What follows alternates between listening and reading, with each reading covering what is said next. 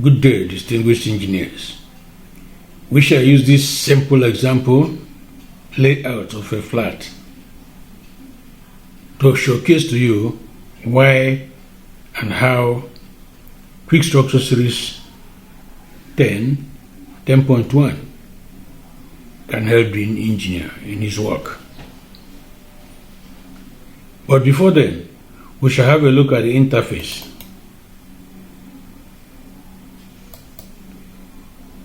of Quickstructure program. Yeah, this is the interface.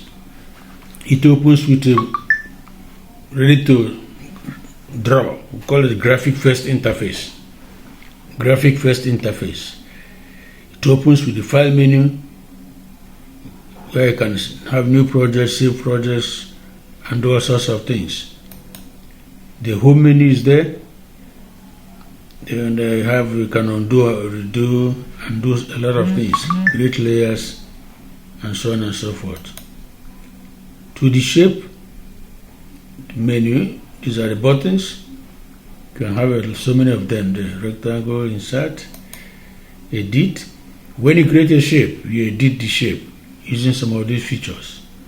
Copy, mirror, quick copy, and so on and so forth. And once it's edited and selected, you model with these features here. Auto-generate this and so on. And you can use modeling with elements for those who are already used to Quickstructure 9.0. This can help to assist you. And yet it works hand in hand with modeling with shape. Edit modeling. Edit modeling is where you edit your models. Once you have done the models, you can edit the models. Here you can edit beam span. Here you can delete structural elements. Look at them. Then go to design. Once the modeling is completed and selected, you move to design. You have automatic design structure, auto detailing, edit design details, a lot of them. We'll meet them later. You have colors. In colors, you make things look better, beautiful to your choice. The view, here you have your zoom commands and then push commands. You can see your drawings and what have you. Controls a lot of things. Yes. Design settings is the big bus stop.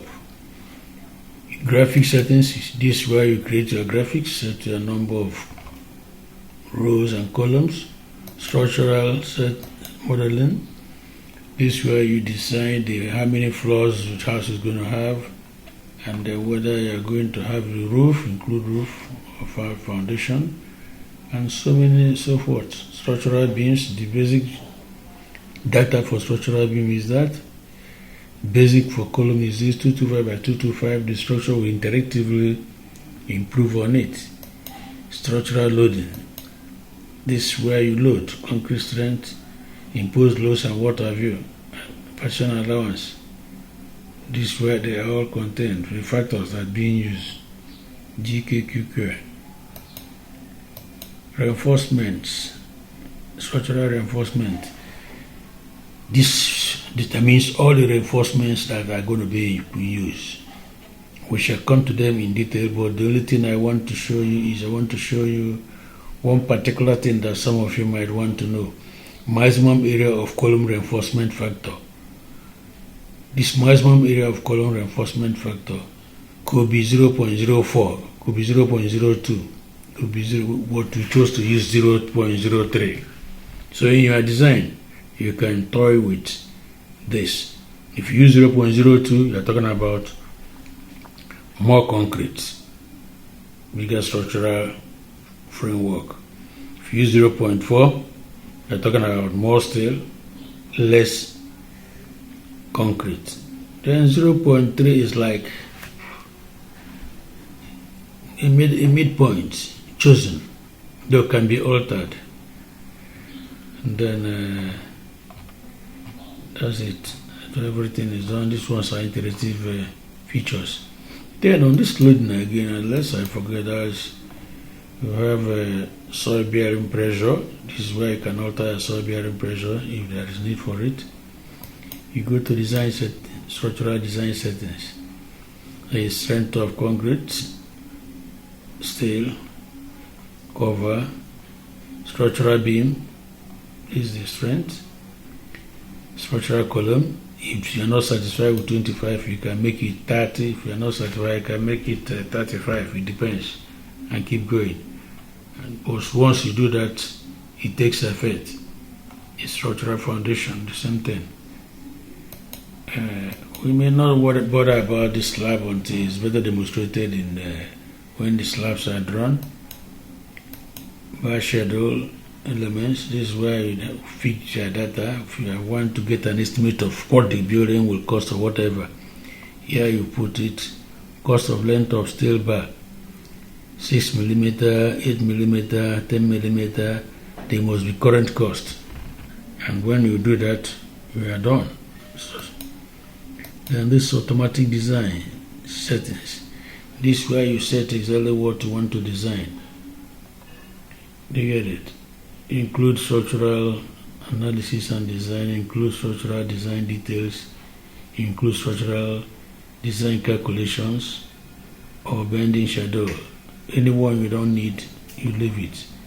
In most cases, we don't need this until we go to the final stage of our whatever. Here as well, you can build an interior title block values. Once you do that, it will reflect as a title block, which you can edit. And once those things are done, right here now, you have to import design settings, export design settings. Once you finish with all the changes that you might have made, go to export design settings. This will take them away. Then whenever you want to use any of them, like those costs we have added, you can now import it and use it. After using it, you keep it. If you want to go on that design next 10 years, 20 years, as the case may be, you can come and find the cost of materials at that particular time. So these values will keep changing in our project dependent. We'll talk more about save design settings, open design settings, and restore design settings. At this point, we are good to go. Any other details about the interface will be discussed right at the center of demonstration. Thank you.